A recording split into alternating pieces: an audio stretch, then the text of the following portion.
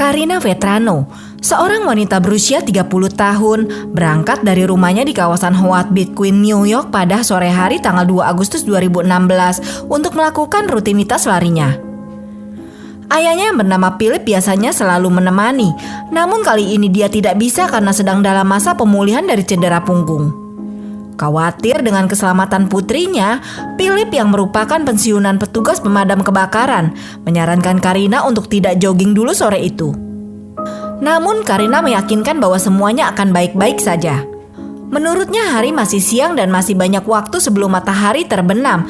Lagi pula dia sangat mengenal rute larinya. Philip tahu bahwa tidak ada gunanya berdebat dengan putrinya yang keras kepala setelah dia mengambil keputusan.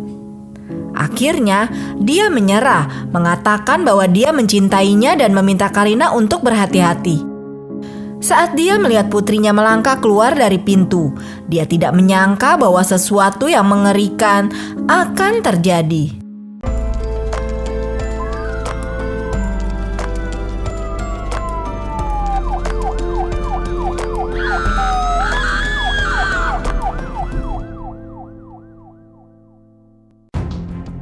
Jam menunjukkan pukul 17.00 ketika saat itu sebuah kamera keamanan rumah merekam Karina Vetrano sedang jogging menuju Spring Creek Park, sebuah taman populer di dekat rumahnya di Howard Beach, Queens. Karina berhasil masuk ke dalam taman dengan selamat, namun di sana ia bertemu dengan ancaman yang tak pernah ia duga. Lebih dari 1 jam kemudian, di rumah keluarga Vetrano, Philip mulai merasakan kegelisahan yang mendalam karena seharusnya Karina sudah kembali, tetapi hingga saat itu tidak ada tanda-tanda keberadaannya. Kecemasan Philip semakin meningkat ketika ia mengirim pesan singkat yang tidak mendapatkan balasan.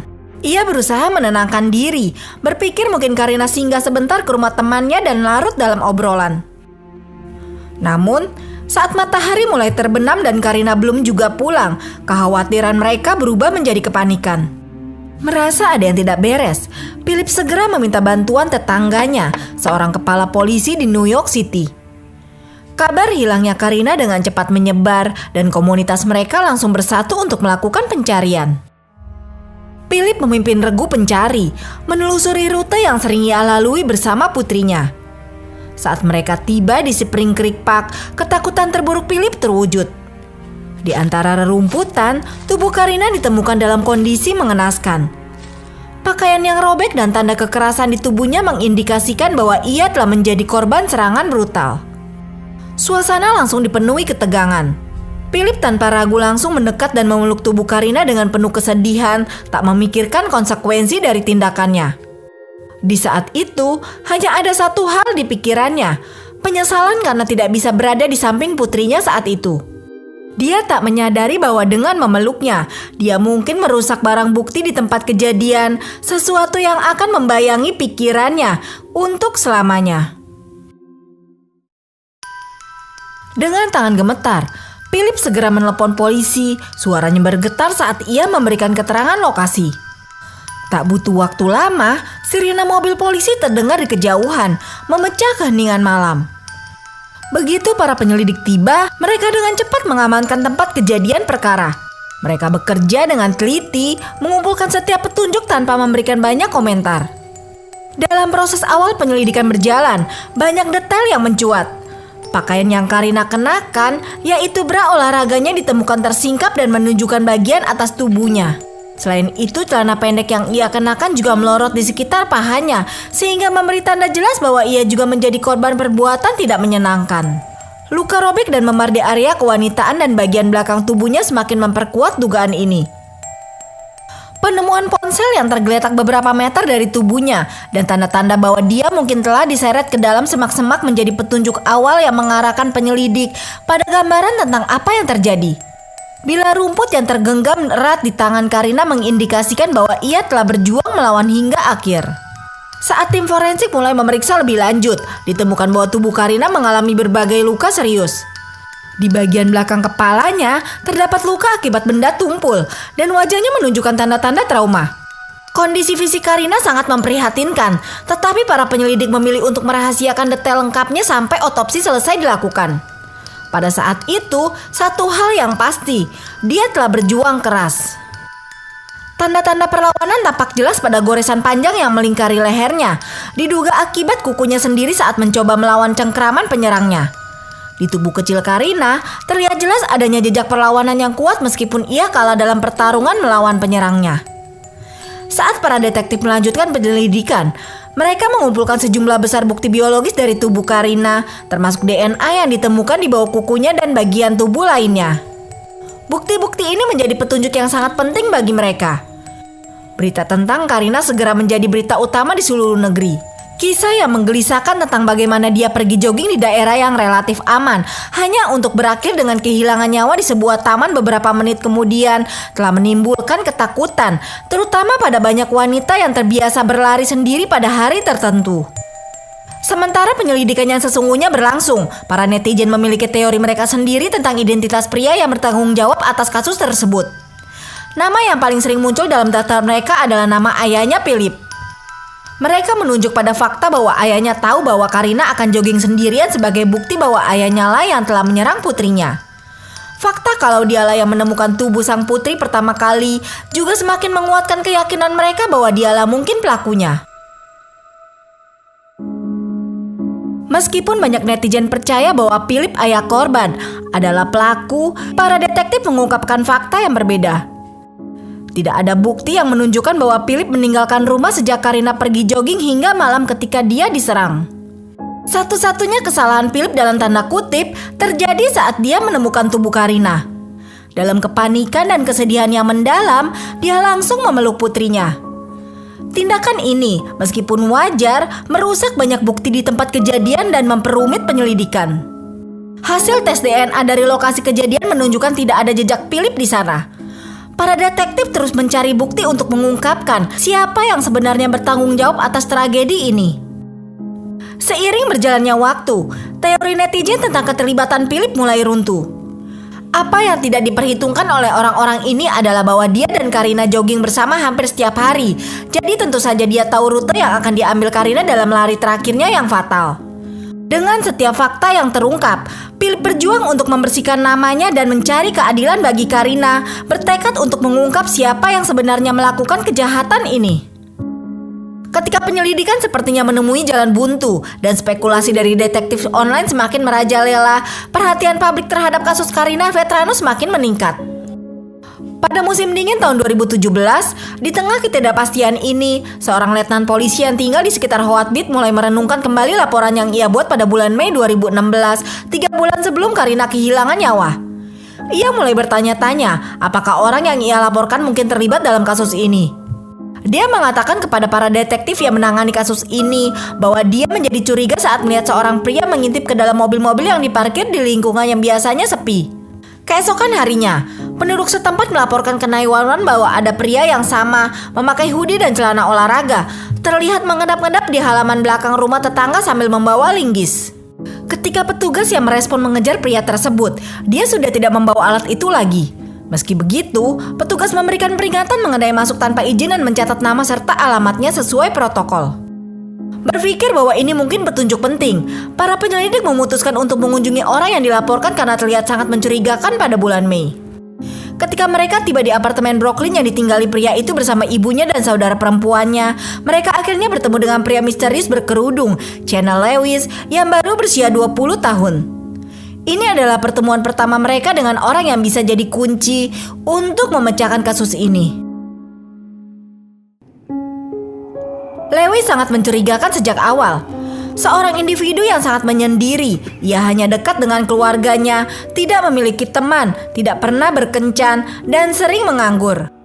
Setelah menjelaskan tujuan kunjungan mereka, detektif bertanya kepada Lewis apakah dia berada di kawasan Hoatbit pada tanggal 2 Agustus 2016. Lewis menyangkal kehadirannya di taman pada hari itu, tetapi setuju untuk memberikan sampel DNA. Selama penyelidikan, para detektif menemukan beberapa hal mencurigakan tentang Lewis. Ia pernah dipanggil polisi 2 kali karena masalah di Spring Creek Park, lokasi favorit yang hanya berjarak 3 mil dari rumahnya. Di masa lalu, Lewis juga pernah ditegur di sekolah karena ancaman untuk menyerang seorang gadis. Catatan lebih lanjut menunjukkan bahwa dia pernah dirawat di fasilitas perlindungan beberapa kali karena gangguan psikotik yang membuatnya berbahaya bagi dirinya sendiri dan orang lain. Ketika para detektif berbicara dengan keluarga Lewis, ibunya mengkonfirmasi bahwa Lewis meninggalkan apartemen dengan marah setelah pertengkaran dan beberapa jam kemudian kembali dengan penampilan lelah dan pakaian robek. Meskipun demikian, ibunya tetap percaya bahwa putranya adalah anak yang baik dan tidak mungkin melakukan hal buruk. Kemudian, saat hasil tes DNA akhirnya diumumkan, kebenaran terungkap dengan mengejutkan. DNA Lewis ternyata cocok dengan DNA yang ditemukan di tubuh Karina Vetrano. Hasil ini tidak hanya menegaskan keterlibatan Lewis dalam kasus tersebut, tetapi juga membawa penyelidik ke titik krusial berikutnya. Setelah hasil tes menunjukkan kalau DNA Lewis cocok dengan yang ditemukan di tubuh Karina, polisi segera mengeluarkan surat perintah penangkapan terhadapnya. Dengan bukti DNA yang kuat, mereka tidak membuang waktu untuk menahan Lewis. Ketika ditangkap di apartemennya, Lewis tidak banyak bicara, menunjukkan sikap dingin dan tak peduli. Dengan bukti DNA yang kuat, keterlibatannya dalam kasus Karina kini tak bisa dibantah. Dia dibawa ke kantor polisi untuk diinterogasi lebih lanjut, dan para penyelidik mulai mengarahkan perhatian mereka pada detail-detail akhir dari kasus ini.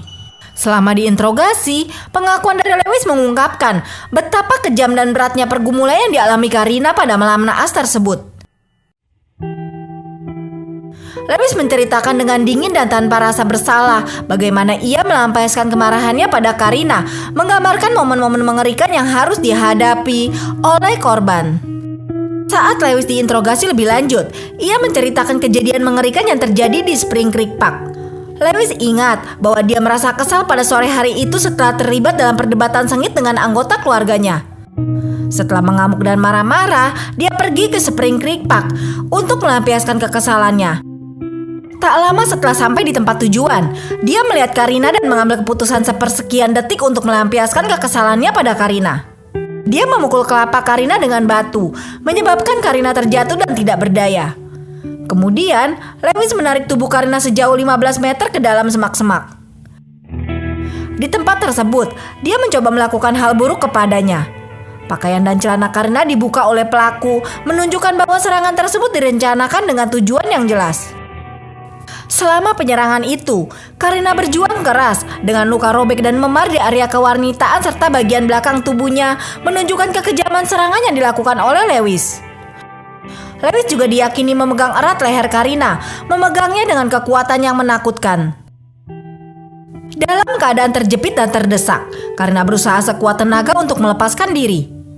Usahanya untuk melawan sangat keras, begitu intens sehingga menyebabkan goresan panjang pada lehernya, jejak yang jelas dari kukunya yang mencakar kulit saat dia berusaha keras untuk merontokkan genggaman Lewis. Penemuan ponsel yang tergeletak beberapa meter dari tubuhnya, bersama dengan bilah rumput yang tergenggam erat di tangan Karina, menunjukkan meskipun tubuhnya kecil dan kekuatan lawan jauh melebihi dirinya, tekadnya untuk bertahan hidup dan melawan begitu kuat, meninggalkan bukti fisik dari perlawanan putus asanya. Ketika Karina terus melawan, kemarahan Lewis semakin meningkat. Ia menyerang wajah Karina beberapa kali dan memegang erat lehernya dengan keganasan, menyebabkan luka berat di lehernya. Meskipun Lewis tidak mengakui bahwa dia menghilangkan nyawa Karina, para petugas yakin bahwa pada momen inilah Karina akhirnya menyerah dan kehilangan nyawanya. Dan inilah yang terjadi selama proses investigasi lanjutan dan juga persidangan. Para penyelidik menduga bahwa Lewis telah mengincarnya saat ia berlari di sepanjang rawa-rawa tanpa menyadari kehadirannya. Setelah muncul di belakangnya dan memukulnya dengan batu dan alat serupa, Lewis membawa tubuh Karina sejauh 15 meter ke dalam rerumputan yang tinggi. Saat dia melawan dengan sekuat tenaga, dia melukai dan memperkausnya dan akhirnya mengakhiri hidupnya dengan tangan kosong. Pada 5 November 2018, Channel Lewis diadili atas tuduhan penghilangan nyawa dan perlakuan tidak pantas terhadap Karina Vetrano. Selama persidangan, pemeriksaan medis mengungkapkan rincian luka-luka Karina, termasuk memar besar berbentuk tangan di lehernya. Ketika para juri diperlihatkan foto-foto yang diambil selama otopsi, beberapa di antara mereka sangat terkejut dengan gambar-gambar mengerikan itu sehingga mereka berpaling. Setelah mempertimbangkan bukti dan pengakuan, juri memutuskan pada 1 April bahwa Lewis bersalah atas 1 tuduhan penghilangan nyawa tingkat pertama, 2 tuduhan penghilangan tingkat kedua, dan 1 tuduhan perlakuan tidak pantas. Dia dijatuhi hukuman seumur hidup tanpa pembebasan bersyarat.